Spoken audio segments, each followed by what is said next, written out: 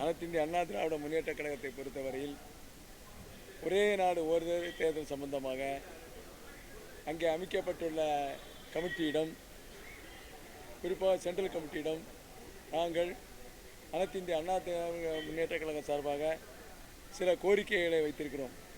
முதல் கோரிக்கை, இது போன்ற நடைமுறை வருவதற்கு குறைந்தது 10 ஆண்டு காலம் ஆகும்.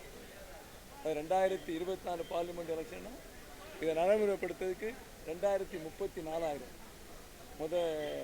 சப்ஜெக்ட் நாங்கள் வச்ச கோரிக்கை. இந்த 10 ஆண்டு காலத்தில் 5 ஆண்டு காலம் இந்த இஎம்இ மிஷின், எலக்ட்ரானிக் ஓட்டிங் மிஷின்லாம் அந்த 5 ஆண்டு காலம் தயார் செய்வதற்காகிறது.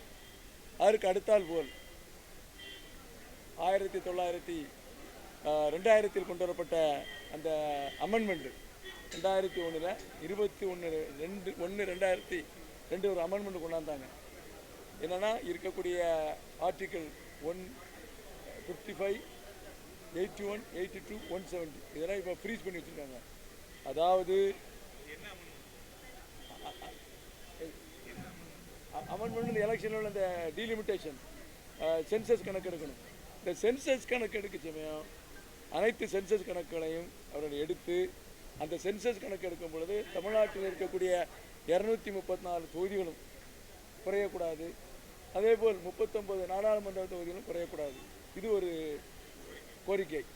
அதற்கு அடுத்தால் போல் டீலிமிட்டேஷன் பண்ணும்பொழுதும் அதே செயல்பாடு இருக்க வேண்டும்.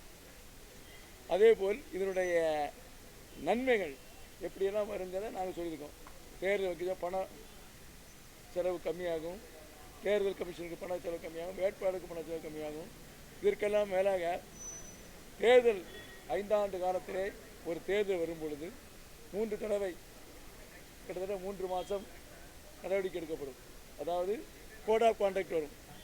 3 மாதம் உள்ளாட்சி தேர்தலுக்கு, 3 மாதம் நாடாளுமன்ற தேர்தலுக்கு, 3 மாதம் சட்டமன்ற தேர்தலுக்கு.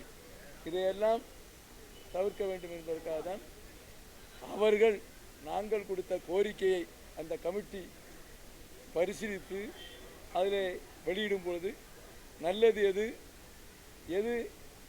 நாட்டு மக்களுக்கும் நாடாளுமன்றத்திற்கும் மக்களுக்கும் உதவும் என்பதை அறிந்து அந்த கோரிக்கையை ஏற்கனால் நாங்கள் அதற்கு ஆதரவு தெரிவித்தோம்.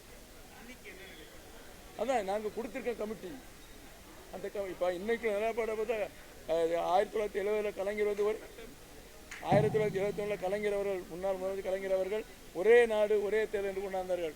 ஆனால் இப்பொழுது அவர்கள் இதற்கு எதிர்மாறான கொண்டாந்துருக்காங்க. நாங்கள் என்ன சொல்றோம்னா, நாங்கள் ஒரு கோரிக்கை கொடுத்துருக்கோம். என்ன சொல்லியிருக்கோம்? ஒரே நாடு ஒரு தேர்தல் என்பதை முதலிலே சொல்லிட்டோம். அந்த கோரிக்கை நிறைவேற்றப்படுமானால் நாங்கள் எங்களுடைய ஆதரவு அந்த கமிட்டிக்கு ஆதரவு உண்டு. ஆமாம், அவர் தான்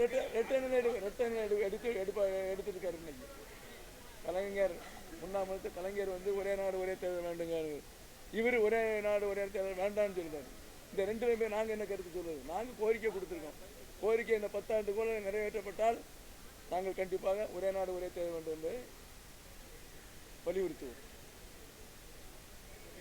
இது எப்படி இருக்கு?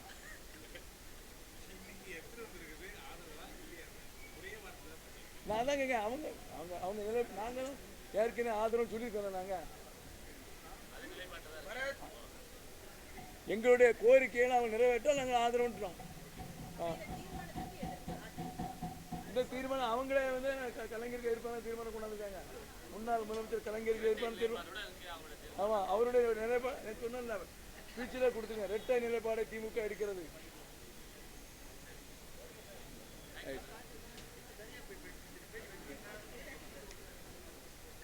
பாதகம் செய்பவரை கண்டால் நாம் பயங்கொள்ளலாகாது பாப்பா.